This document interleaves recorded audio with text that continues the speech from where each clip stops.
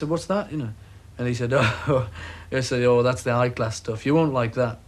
He said, no, you won't like that.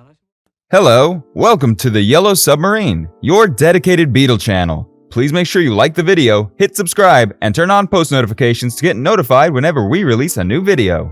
Without any further ado, let's just dive straight into today's video. I am sure you are familiar with who Paul McCartney is, but just to add to your knowledge, Paul McCartney, beyond being a prominent member of the Beatles in 1960, is also renowned as one of the greatest solo performers of all time. Apart from the fact that Beatles fans awaited him to be knighted, do you know why exactly Paul McCartney got knighted?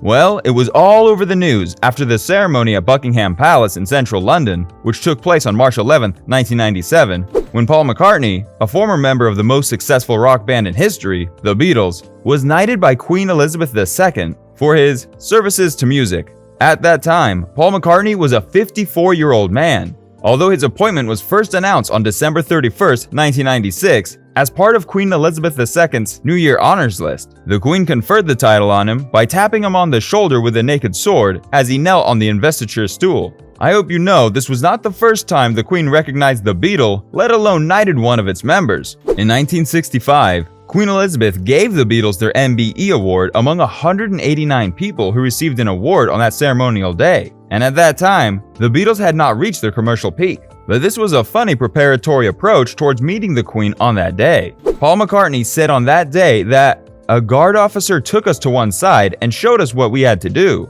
He said we have to approach Your Majesty like this and never turn your back on her, and don't talk to her unless she talks to you. Isn't that quite funny?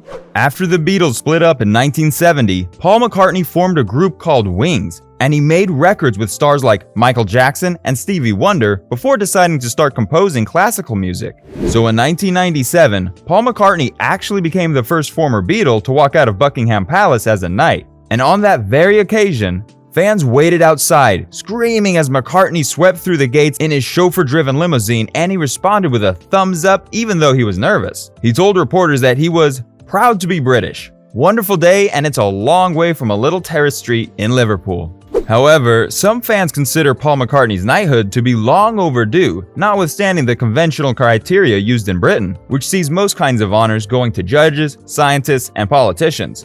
Fans backed up the reason why it was long overdue. According to them, the drug bust explains the delay. I can say this is true to some extent because in January 1980, McCartney was arrested in Tokyo, where he spent 9 days in jail for bringing marijuana into Japan. But Paul McCartney never minded, as he considered that moment the best day of his life. Just as he said, "Today is fantastic. There is a blue sky and it's springtime. My mom and dad would be extremely proud, and perhaps they are. I would never have dreamed of this day. If we had thought when we started off in Liverpool, it would have been laughed at as a complete joke. Proud to be British. A wonderful day. It's a long way from a little terrace in Liverpool." Do you ever wonder if Paul McCartney deserved to be knighted? Well, yes he does, and he did not receive it for himself. He accepted his knightship on behalf of all his bandmates. This is evident when he dedicated the award to his fellow Beatles, George Harrison, Ringo Starr, and John Lennon, and their old hometown in north of England. It was along with these same people that Paul McCartney collected his MBE medals in 1965.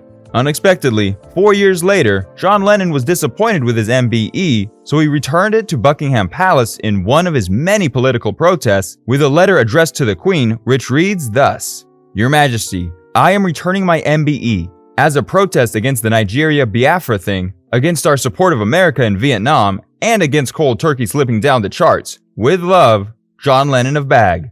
I would say John Lennon was really pained with the British involvement that caused him to return his medal, but the other Beatles, including Paul McCartney, kept their MBE. Well, 40 years after John Lennon returned his medal, it was discovered in a vault at St. James Palace in 2009. It is a normal practice to strip people of their honor for the misdeed, and a person may decide to reject their honor voluntarily, but the interesting thing is that they would still hold the honor unless or until the Queen annulled it. This was the case for John Lennon. The Queen did not annul it, so even though he returned the MBE, it was still attached to his official name when he died in 1980. You may be wondering why I suddenly talked about John Lennon and how it relates to why Paul McCartney got knighted. Well, even though it may seem it does not explicitly relate, it was still relevant as they had been together from the beginning. The other Beatles saw the importance of the MBE, most especially drummer Ringo Starr, who said he was never going to give it back because it meant a lot. I can say the same thing for Paul McCartney, who was always the less disruptive half of the Lennon-McCartney alliance. And I can say this attitude of his really served Paul well and could be why his name came up for knighthood in the 1990s. Reporters once asked Paul McCartney what was the reaction of the Beatles when they heard he would be knighted. According to him, when Ringo Starr and George Harrison learned that he would be knighted, "They call me Your Holiness." What do you think John Lennon's reaction would have been? Well, maybe he would have repeatedly mellowed with age, as he did before his death, and congratulated him. In one of the interviews in May 1997 by USA Today, Paul McCartney was recorded to say, "Such an honor is like passing all your exams ever with a AAA+. Originally, half of me was a bit cynical. I thought about whether I should accept it or question it.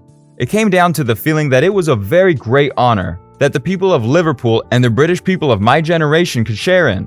It was a great day when the Queen put the old Edward the Confessor's sword on my shoulder. It is hugely historical, and one of my kids cried. That brought home what a big deal it was." Not all of his family could go with him for the ceremony, as there were only 3 tickets administered to them, so just a few of his family accompanied him. The wife ought to be a part of it, but at that time, she was fighting breast cancer, so 3 of their 4 children were at the palace. Well, some people say that Paul McCartney got knighted because of a man called George Martin.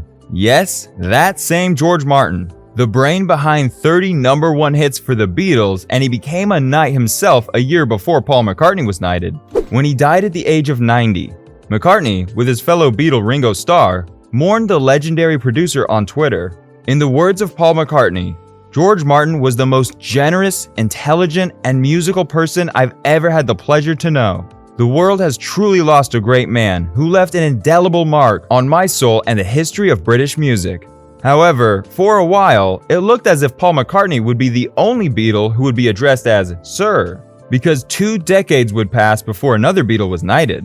That is, 21 years after Paul McCartney was knighted, another Beatle, Ringo Starr, whose real name is Richard Starkey, was knighted in a ceremony at London's Buckingham Palace by Prince William in 2017 for his contributions to music and charities. Ringo Starr was elated. He told BBC that it meant a lot to him. "It means recognition for the things we've done. I was really pleased to accept this," he said. Therefore, Ringo would be the last Beatle to become a knight, since both George Harrison and John Lennon passed away decades ago, because the rule is that the person must be alive for him to receive the honor from the royal family. But before George Harrison died, have you wondered why he was not knighted? Well, it is possible that it was because he turned down an OBE from the Queen, and it was believed that it was because he considered it a snub, given Paul's knighthood a few years earlier. George Harrison was not the first musician to turn down an award from the Queen. There is one David Bowie who turned down both a CBE and a knighthood. Not just him, his old buddy Brian Eno and the Mod Father, Paul Weller, both turned down CBEs, and Trainspotting director Danny Boyle said no to becoming Sir Danny. When Paul McCartney became knighted for his music service, he was welcomed into an elite group by Queen Elizabeth. His honor did not end with a knighthood. In 2018, he moved into a very select class when he became a Companion of Honor. That is, 20 years after Queen Elizabeth knighted Paul McCartney, the Beatles have been elevated with a Companion of Honor award for services to music.